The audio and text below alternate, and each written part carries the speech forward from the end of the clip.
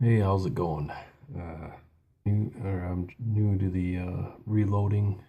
Um, I started with the 45 Colt. It's some kind of a Western kind of guy, so I got a lever action and Colt replica Ruger new Vaquero. But I have a lot of fun shooting them, and I have a lot more fun saving money, so I started reloading for that purpose. But I found out I kind of like it, so it's kind of in the learning process myself. But I did learn a few things that I could share with you guys. First of all, there's plenty of videos out there, and everybody's got their own way of doing things, and you kind of figure out what's best for you and what you're more comfortable with. But one thing that I learned is, for me, is having a system, like completing all of one step first and then checking it before moving on to the next part. Because you'll get a flow for how you like to do things. But I would recommend completing one task and making sure that everything's complete and you've inspected it and you know that it's right before you move on to the next step. Don't let people get sidetrack you, because you can very easily forget the powder in one of the cases and go ahead and seat a bullet on that, and then next thing you know, you're out on the range shooting, and then the primer goes off and the bullet can actually get stuck in the barrel. I forget what they call that, but and then you go and fire another round in that barrel, you just blew up your gun. So yeah, you got to be really careful. Um, there was one the first time I went out, I was kind of second guessing myself, and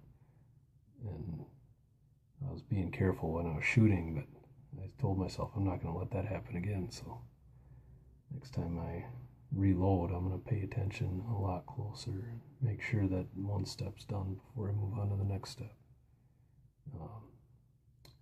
I had bought a three-piece die set for reloading the Colt 45.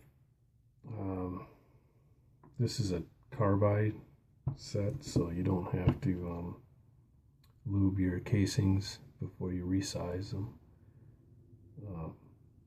But I do anyway. Why not?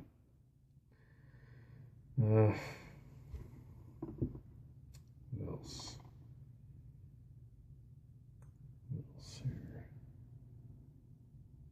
Oh, I've been experimenting with different powders already. I started out with a universal for just what the guys recommended at Shields, and I did a little research online and stuff, and I see that people that do like cowboy action shooting and stuff, they use Trail Boss. It's very hard to overcharge your or double charge your loads without actually. I mean, it would be really obvious if you overcharged it. It's really forgiving powder, considering. This is what it looks like here. Trail Boss.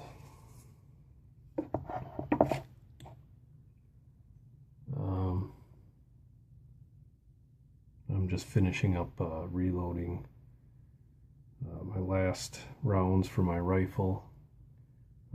I'm using 250 grain bullet for my rifle, and I'm just trying out the Trail Boss in that for the first time.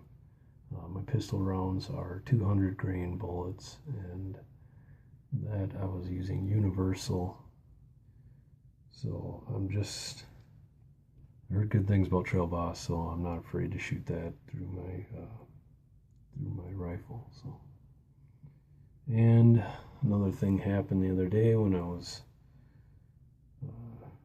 well, actually, yeah, yesterday, when I was pressing a primer, and you can see it's sticking out the bottom. Rather than forcing it, because you can feel the resistance on this press. I'll show you the press here. I have just a Lee press.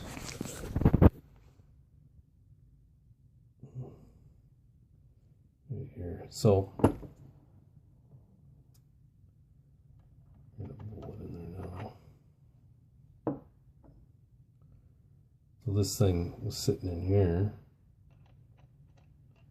I had my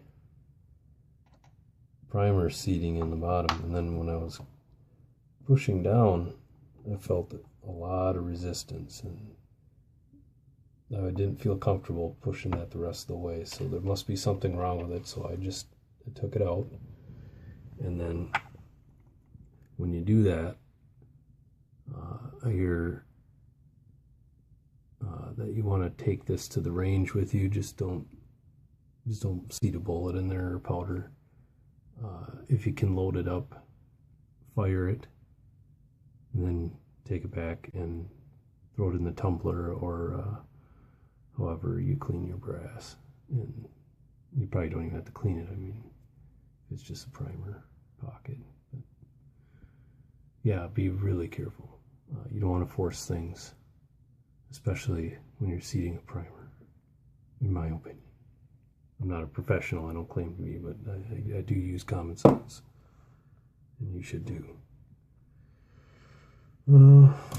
Calipers come in handy. I like the dial caliper. You might like a digital one, but I don't know. I just find these are more accurate for me. They're easier to make adjustments.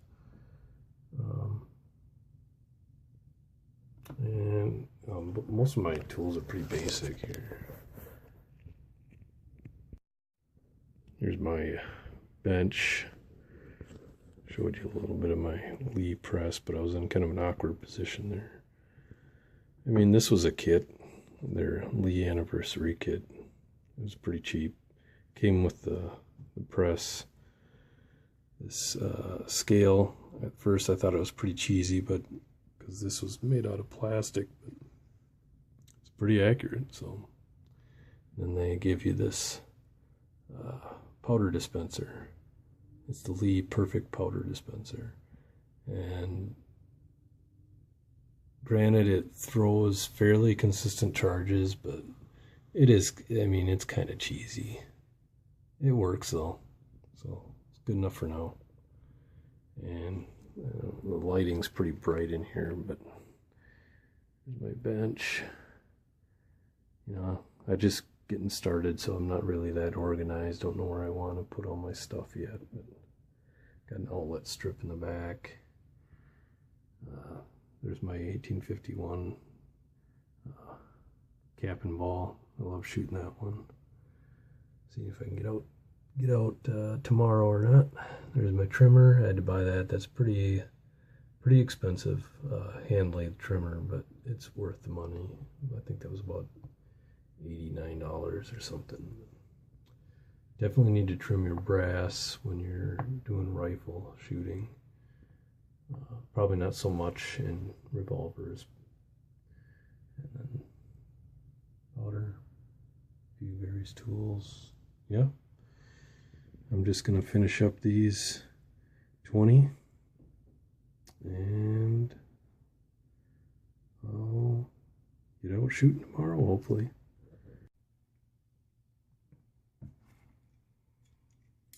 Might as well show you some of the process here. Granted, this is only seating the bullet. This is where the calipers come in handy here. So the what was it? The max length is 1.6, and I'm at the minimum is 1575. That's basically where you want it. So I'm at 1576. So pretty close. They vary within, after you press them, within a couple thou. So that's that part of it. And this is basically like a 3-step process. These are interchangeable. I showed you the 3-piece die set. This is for the 45 Colt. That's what I'm loading now for my rifle. So these are interchangeable. You take these out here and just drop in your other one. And maybe on another video I can show you how to set those up. Otherwise there's tons of videos out there. Yeah, but once you get them all 3 set up, the first one is the deprime and resize. What do they call it? Yeah, it's a resizing die, and it deprimes your old brass at the same time. A little rod that sticks through there. And then the second one is what do they call that? Belling the it bells out the mouth of the case, so that when you get to this stage, the bullet fits in the top, and so it lines up and doesn't push lead up over the top of the brass here. So that's the second part of the stage. And then after you bell the mouth and put the primer in after you bell it, which can be done in the same step. So on the upstroke you bell it, and on the downstroke, on this particular press, it's got a little primer feed here, and then you put the primer in, and then it's this process is the final step, and that's seating and crimping. So this step is going to raise the ram. Make sure this is tight.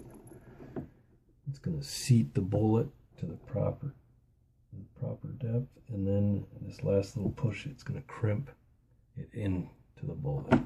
So the brass is going to get crimped in to the bullet. Not all bullets are like that, but cut off there. I'll show you a few.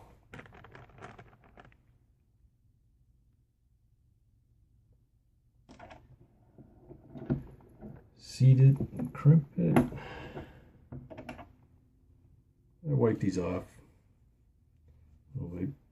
Sometimes there's a little brass ring that's stuck on there. Try to get all that stuff off. Check the primer. Put it in there. The last step is not too hard. Once you get the dies set, you just go to town. I've already checked all my brass and made sure that they had the right charge in it, or that they all had charges in there. That's the most important thing. And once you determine that all your charges are good, then you just go to town on this final step. Seating the bullet. And check every once in a while. Make sure that, take your caliper, make sure that your overall length is correct. And I'm at 1.575, right on the money. Right on the money. And you just keep going. Final step. Here it is.